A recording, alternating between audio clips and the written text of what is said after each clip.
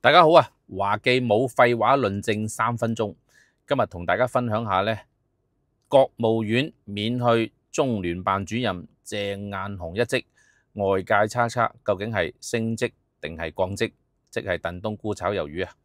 咁啊，今日呢，華記就同你分享，根據我個人猜測呢，一定係燉冬菇炒魷魚。點解呢？我可以話俾你聽，連鄭雁雄自己呢，佢都估唔到呢。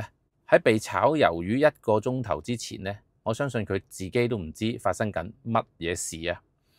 原因呢係有3嘅嚇。第一，佢嘅能力不足；第2就係人力不足；第3，女人仲係衰鹹濕添。咁啊，派咗洲際導彈阿洲際落嚟 at 咗佢個位。咁啊，見到呢，鄭雁雄第一樣嘢衰嘅呢就係能力不足，由中央派佢落嚟呢，其實中央好緊張香港嘅。香港近期嘅表現呢，無論係政治或者經濟太差，咁啊鄭雁雄呢亦都改唔變唔到啲乜嘢，咁所以呢，佢係絕對係冇能力升任呢個位，除咗影下相之外，都睇唔到佢做乜。第2，人力不足，即係冇後台啊，冇後台支撐啊嚇。第3，仲係女人衰鹹濕。根據小道消息，佢有個紅顏知己呢，就由大陸落咗嚟西環，仲 at 咗人哋個位添嚇。詳情呢，自己去慢慢查啦嚇。咁我可以話俾大家聽呢，鄭雁雄呢，佢嚟到香港呢，點解係嗰張凳都未坐熱就俾阿爺呢就炒咗佢魷呢？就係香港係非常之受到阿爺嘅重視。由2019年嘅顏色革命去到而家呢一刻呢，其實中央都一路都唔滿意。我哋由治去到興呢段時間呢，香港係表現得好差，尤其是千億財赤啦，跟住立法會立會冇聲音啦，啲政治改革咗之後呢，就變咗一言堂啦，完全發揮唔到立法會嗰個機制啦。加上呢，公務員嘅體制好多黃色公務員喺度搞亂局啦。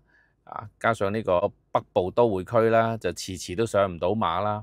咁各方面原因呢，其實西環大地震呢，我喺2年前呢已經同大家分享咗呢，必須要西環大地震，一定係要換人。咁啊，而家差唔多換晒㗎啦，就由鄭雁雄啊、何靖啊呢啲全部就換晒㗎啦。咁啊，未來中央呢亦都係睇重香港，如果唔係呢，國際調解院點會落戶香港啊？咁所以我見到未來香港呢會仍然係受到中央嘅高度重視，呢度呢就俾到西環一個警惕啦。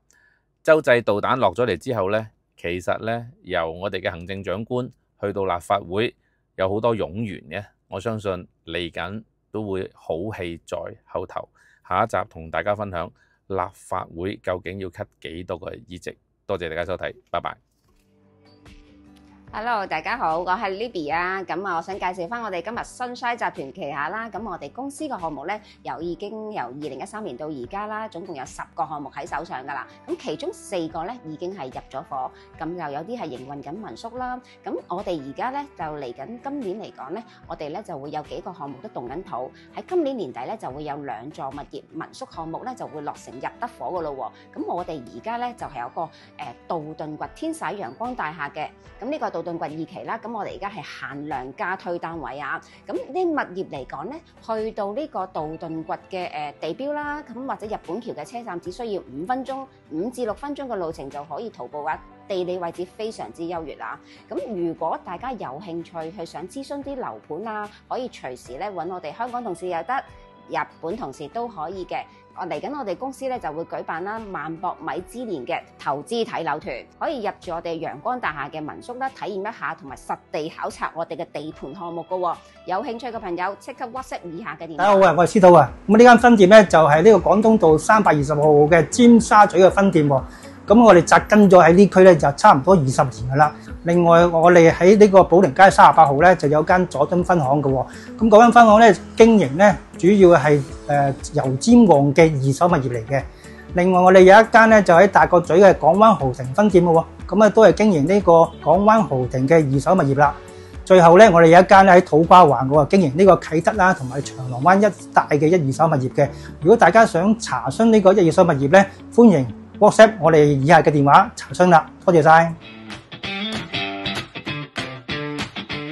今日咧就可以帶大家睇凱旋門觀星閣一個一房嘅私單位，咁間隔咧方正好用，向東有陽光道，亦都係好開揚嘅永久景觀，亦都可以睇到部分嘅維港嘅海景嘅。咁呢一個咧就已經有鎖匙可以睇樓㗎，咁開價係1150萬，咁1000萬多少少可以進駐凱旋門咧，其實咧呢一個都係好好嘅機會嚟嘅。大家對於呢個單位有興趣咧，可以隨時聯絡我 Kelly 安排睇樓，多謝大家。